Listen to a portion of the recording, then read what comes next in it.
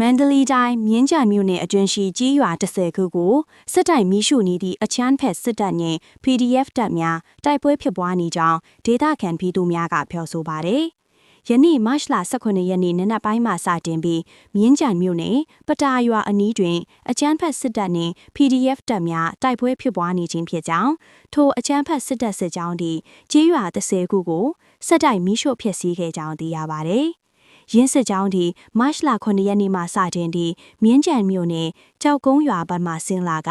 အောင်ဘီဆိုးရွာရှာတော်ကုန်းရွာပြည်တော်သာရွာရွှေညောင်ပင်ရွာပတာရွာခေါင်းကွဲရွာသင်းဘောတင်ရွာမြောက်ကျွန်းရွာနှင့်ကမ်းပါနီရွာတို့ကိုစစ်တိုင်မီးရှို့ဖျက်ဆီးခဲ့က